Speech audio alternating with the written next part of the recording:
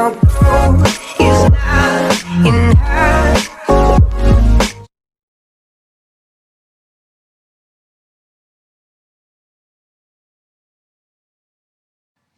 अस्सलाम वालेकुम बच्चों, उम्मीद आप बखैर होंगे। आपके सबक का सिलसिला शुरू करते हुए आज मैं आपको पढ़ाऊंगी सबक नंबर 16, फ़िलिस्तीनी बच्चे की लोरी। फ़िलिस्तीनी बच्चे के लिए लोरी, ये लोरी उन बच्चों के नाम है जिनके माँ बाप जंग में शहीद हो गए, फ़िलिस्तीन के जंग में। इस नज़म में फ़िलिस्तीन के जंग आज़ादी में शहीद होने वालों को याद किया गया है। ये नज़म उन्हीं बच्चों के नाम है, ठीक है। इन बच्चों के नाम जिनके माँ बाप भाई बहन अपने मुल्क की आज़ादी की जद्दोजहद में शहीद हुए हैं, ये नज़म उन्हीं बच्चों के नाम है। ये नज़म फैज़ अहमद फैज़ की लिखी हुई है। फैज़ अहमद फैज़ बहुत बड़े शायर हैं और उन्होंने इस नज़म में बच्चे को तसल्ली दी है और मुस्कुराने की तलकीन की है, क्योंकि जो लोग शहीद होते हैं उनका दर्जा बहुत बुलंद होता है, उन्हें चांद सूरज की तरह दर्जा दिया जाता है। तो आइए पढ़ते हैं। बिस्मिल्लाहिर्रहमानिर्रहीम। इन बच्चों के नाम जिनके माँ बाप भाई बहन अपने मुल्क की आज़ादी की जद्दोजहद में शहीद हुए हैं। मत रो बच्चे, रो रो के अभी तेरी अम्मी की आंख लगी है। मत रो बच्चे, कुछ ही पहले तेरे अब्बा ने अपने गम से रुखसत ली है। अब बच्चे को दिलासा दिया जा रहा है, यहाँ पर कहा जा रहा है कि मत रो बच्चे, अभी तेरी अम्मी के रो रो के तेरी अम्मी की आंख लगी है, यानी तेरी अम्मी सो गई हैं, अब्दी नींद सो गई है, यानी जिंदगी उनकी ख़त्म हो गया और वो रुखसत हो गई है उस दुनिया से। मत रो बच्चे, कुछ ही देर पहले तेरे अब्बा ने अपने गम से रुखसत ली है, यानी मरने के बाद इंसान को गम और खुशी किसी चीज़ का एहसास नहीं होता। इंसान जब मर जाता है तो सब कुछ ख़त्म हो जाता है। तो यहाँ पर बच्चे को तलकीन कर रहे हैं कि तेरे अब्बा जो हैं उन्होंने दुनिया के सारे गम से रुखसत ली है और वो शहीद होकर इस दुनिया से चले गए हैं। मत रो बच्चे, तेरा भाई अपने ख्वाब की तितली पीछे दूर कहीं परदेस गया है। छोटा बच्चा, उसका बड़ा भाई कहाँ चला गया है? शहीद हो गया। लेकिन यहाँ पर उसको क्या कहा जा रहा है? तेरे भाई जो है, बड़े भाई कहाँ? अपने ख्वाब की तितली के पीछे। इस उम्र में लोग पढ़ लिख कर बाहर जाते हैं कमाने के लिए, अपनी ख्वाहिश पूरी करने के लिए। तो क्या बोले? अपनी ख्वाब की तितली दूर कहीं परदेस गया है, यानी इस देश को, इस दुनिया को छोड़कर दूसरी दुनिया में चला गया है, यानी परदेस चला गया है।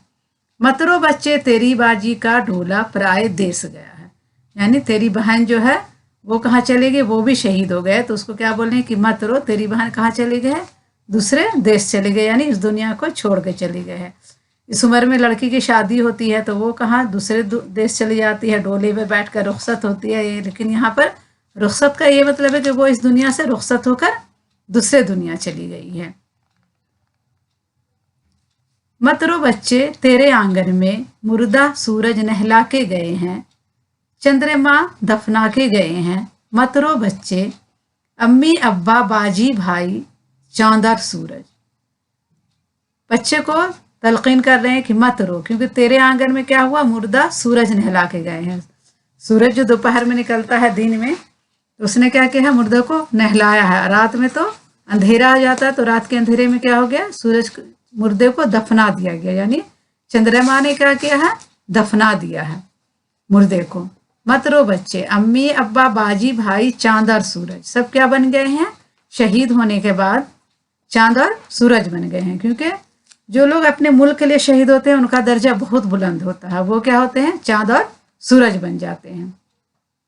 तू अगर रोएगा तो ये सब और भी तुझको रुलवाएंगे, तू मुस्काएगा तो शायद सारे एक दिन भेस बदल कर तुझसे खेलने लौट आएंगे। तू अगर रोएगा, घर का मतलब हो गया यहाँ पर अगर, तो और भी तुझको रुलवाएंगे, और भी सब तुझसे रूठ जाएंगे और तुझको रुलवाएंगे। लेकिन अगर तू मुस्काएगा, तू हिम्मत करेगा, तो खुश रहेगा, तो क्या होगा कि सारे एक दिन भेस बदल कर तुझसे खेलने लौट आएंगे। इसका मतलब ये हुआ कि इसमें पैगाम दिया जा रहा है। इस नज़म में शायर पैगाम दे रहे हैं कि शहीद होने वालों को मौत को खुशी से कबूल कर लेना चाहिए, और वो तो शहीद हो जाते हैं लेकिन हमारी अपनी हस्ती में फिर से जिंदा हो जाते हैं। जब हम उनके शहीद को, अपने जो लोग शहीद हुए हैं उनको खुशी से कबूल कर लेते हैं, तो वो लोग क्या हो जाते हैं, हमारी अपनी हस्ती में फिर से जिंदा हो जाते हैं, यानी हम लोग फिर बहुत बहादुर हो जाते हैं और इनको जुदाई का गम दूर हो जाता है। ठीक है, ये नज़म फैज़ अहमद फैज़ की लिखी हुई है, जो फिलिस्तीन के बच्चों के लिए है, जिसके माँ बाप भाई बहन सब शहीद हो गए हैं। आइए अब अल्फाज और मायने पढ़ते हैं। गम से रुखसत लेना, यानी रुखसत यानी इजाज़त, यहाँ मुरादा गम से निजात पा लेना। डोला परदेस बड़ी डोली। चंद्रमा चांद को कहते हैं। घर अगर की मुख्तसर शक्ल है, अगर को घर भी कहते हैं। मुस्काना यानी मुस्कुराना। भेस बदलना मुहावरा यानी शक्ल बदलना। आइए सवाल जवाब देखते हैं। सवाल मैंने आपके कॉपी में कंप्लीट कर दिया, आप चाहे तो अपनी कॉपी में नोट कर लें और इसे एग्जाम के। सवाल नंबर 1 है, तेरी अम्मी की आंख लगी है, इस मिसरे में शायर क्या कहना चाहते हैं? तो जवाब लिखेंगे, इस मिसरे में शायर ये कहना चाहते हैं कि तेरी अम्मी की आंख लगी है, यानी तेरी अम्मी इस दुनिया से रुखसत हो गई है, अब्दी नींद सो गई है। सवाल नंबर 2 है, नज़म में परदेस जाने से क्या मुराद है? तो जवाब लिखेंगे, नज़म में परदेस जाने से ये मुराद है कि इस दुनिया से चले जाना। सवाल नंबर 3 है, शायर ने सूरज और चांद किन लोगों को कहा? तो जवाब लिखेंगे, शायर ने सूरज और चांद जंग में शहीद हुए लोगों को कहा है। सूरज और चांद किसे कहा गया? जंग में शहीद हुए लोगों को। सवाल 4 है, बच्चे के मुस्कुराने का क्या असर होगा? तो जवाब लिखेंगे, बच्चे के मुस्कुराने का ये असर होगा कि सारे लोग जो शहीद हुए हैं वो इससे खेलने के लिए वापस लौट आएंगे। बच्चे के मुस्कुराने के बाद क्या होगा? इससे खेलने के लिए लौट आएंगे। सवाल 5 है, किन लोगों के भेष बदलकर लौट आने की बात कही गई है?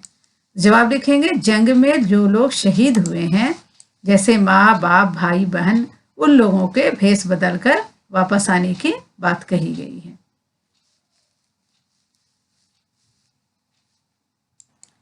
नीचे लिखे हुए लफ्जों को अपने जुमलों में इस्तेमाल कीजिए। परदेस, मेरे अब्बा परदेस में रहते हैं, इसका जुमला क्या बनेगा? मेरे अब्बा परदेस में रहते हैं। डोला, दुल्हन डोले में बैठकर रुखसत हो गई, दुल्हन डोले में बैठकर पुराने जमाने में रुखसत होती थी। आंगन, मेरे आंगन में अमरूद का पेड़ है। रुखसत, आज मेरे मेहमान रुखसत हो गए, यानी चले गए। भेस, आजकल लोग भेस बदलकर घूमते हैं। लौट, मैं अपने मुल्क वापस लौट आया, यानी वापस आ गया।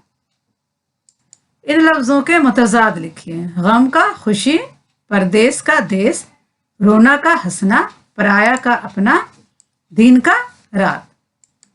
इन लफ्जों के मुजक्कर बनाइए।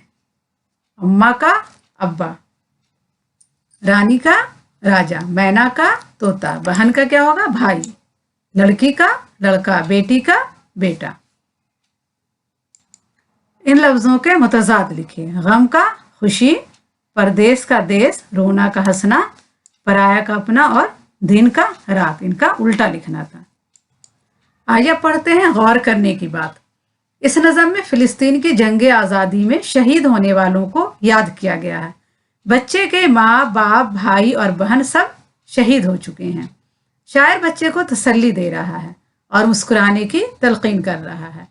फिलिस्तीन में जंग में बहुत लोग शहीद हुए हैं और बच्चे बहुत अकेले रह रहे हैं, कैंप में रह रहे हैं और बहुत ही यतीम की जिंदगी गुजार रहे हैं बच्चे। तो इसमें शायर क्या कर रहे हैं? बच्चे को मुस्कुराने की तलकीन कर रहे हैं। यहाँ शायर ने बड़े खूबसूरत अंदाज में हर एक की शहादत का जिक्र किया है।